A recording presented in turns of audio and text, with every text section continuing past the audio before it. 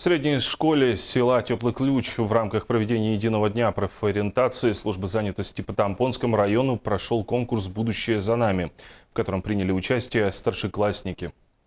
В средней школе села Дорожников «Теплый Ключ» в рамках проведения единого дня профориентации службы занятости по Тампонскому району прошел конкурс «Будущее за нами», в котором приняли участие старшеклассники. В конкурсе по профориентации «Будущее за нами», прошедшем в Теплоключевской средней школе, приняли участие 4 команды старшеклассников: ОСА 11 класса, Выбор 10, Позитивчики 9 и Креативщики 8 класса. Конкурс проходил в 3 тура: традиционной визитной карточки, конкурса капитанов и домашнего задания «Я выбираю эту профессию, чтобы в родном селе Теплый Ключ стало».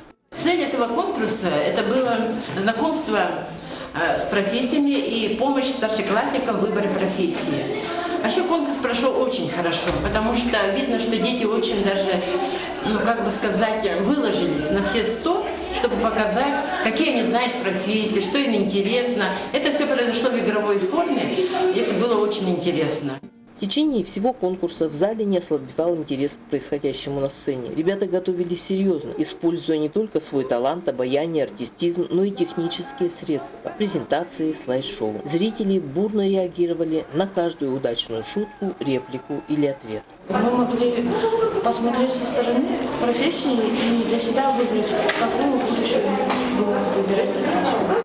Члены жюри и зрители по достоинству оценили конкурс, по итогам которого представителями Центра занятости были вручены медали и призы командам и зрителям. Все, и участники, и зрители, и члены жюри, получили мощный заряд бодрости, узнали о будущем своего родного поселка, которое совсем скоро будут воплощать в жизнь выпускники Теплоключевской средней школы. Нина Ханарова, Мария Винокурова, Наталья Пермякова, НВК «Саха», Тампонский.